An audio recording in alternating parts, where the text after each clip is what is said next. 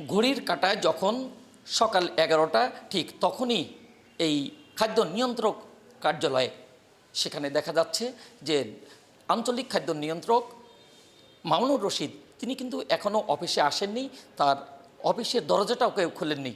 এই অবস্থায় চলছে এই আঞ্চলিক খাদ্য অফিসের কার্যক্রম। যদি আমরা একটু অন্যদিকে যাই, যে এই খাদ্য নিয়ন্ত্রক অফিসের সহকারী খাদ্য নিয়ন্ত্রক তিনিও আসেননি, পরিতোষ কুমার কুণ্ডু তানার অফিসও রয়েছেন এখানে।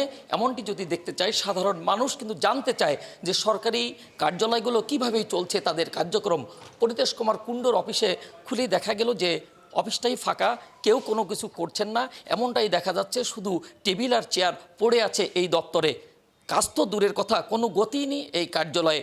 এমনটি আমরা এসেই দেখতে পাচ্ছি, যে কারণে সব কিছুই থমকে যাচ্ছে একের পর এক খাদ্য নিয়ন্ত্রক কার্যালয়ের।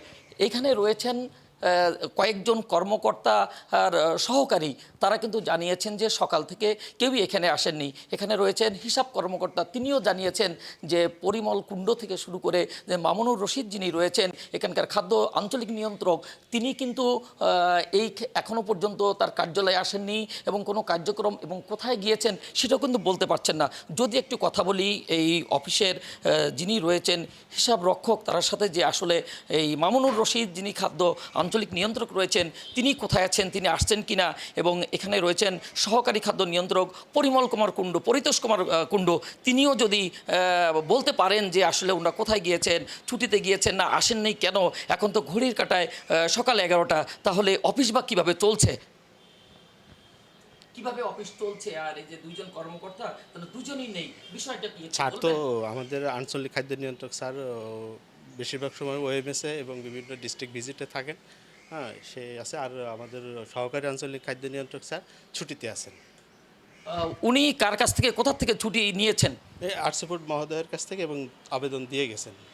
আপনি কি এটা জানেন যে আরসি ফুড সাহেব যে বলছেন আপনি যে পরিদর্শনে গিয়েছেন, কোথায় কোন জায়গায় পরিদর্শনে গিয়েছেন সেটা একটু আমাদের বলবেন। অনেক সময় স্যারদের এই কথা আমরা জিজ্ঞেস করতে পারি না বা বলতে পারি না, এটা আমাদের বলার সুযোগ নেই। না, অফিসিয়ালভাবে তো আপনাদের অফিসে বলে যাবে কাউকে না কাউকে যে উনি এই জায়গায়, অথবা ওনার প্রতিদিনের রুটিন থাকবে যে উনি এই জায়গায় পরিদর্শনে যাচ্ছেন। সেই পরিদর্শনে সমস্ত কিছু কিন্তু তিনি জানিয়ে যাবেন, অবহিত করা যাবেন জরুরি কোনো কাজে, যেভাবে হোক আপনাদের কাছে তো সেই ইনফরমেশন থাকার কথা। সেটা কি আছে আপনাদের কাছে? অনেক সময় অনেক গোপনীয় ভিজিট থাকে, এই কারণে স্যার অনেক সময় বলেন না। হ্যাঁ, যার কারণে এটা আমরা যেহেতু ছোটো চাকরি করি, আমাদের স্যারের কাছে এগুলো জিজ্ঞেস করার সুযোগও নেই। এই মুহূর্তে যদি জরুরি কোনো কাজে, কোনো কাগজে স্বাক্ষর করা বা কোনো একটা দুর্ঘটনা ঘটে, সেই ক্ষেত্রে কি হবে, কে দেখবেন? এখন ইলেকট্রনিক্সভাবে তো কাজ সম্পাদন হয়, যে কোনো কাজে আমাদের ডিনতিতে সম্পাদন হয়। কোনো কাজ বা কোনো সেবা প্রত্যাশীর কোনো সমস্যা নাই স্যার। আপনি যেভাবে কথা বলছেন, দর্শক যেভাবে কথা বলছিলাম, হিসাব রক্ষক যে বিষয়টি জানিয়েছেন, আসলে তিনিও অনেক কিছু এড়িয়ে গিয়েছেন, যে কারণে তিনি বলতে পারেন না যে আদৌ এই খাদ্য নিয়ন্ত্রক মামুনুর রশিদ তিনি কোথায় গিয়েছেন, পরিদর্শনে গিয়েছেন না কোথায় গিয়েছেন, সেই বিষয়টা কিন্তু তিনি কিছুই বলতে পারছেন না, তিনি কিন্তু এড়িয়ে যাচ্ছেন। অন্যদিকে আদৌ এই পরিতোষ কুণ্ডু কিন্তু ছুটি নিয়েছেন কিনা আদৌ কিন্তু তিনি সেই বিষয়টাও জানেন না। তিনি বলছেন যে খাদ্য নিয়ন্ত্রক তাকে ছুটি দিয়েছে এমনটি তিনি শুনেছেন, জানতে পেরেছেন, কিন্তু তার ডকুমেন্ট কোনো কিছুই নেই তার কাছে।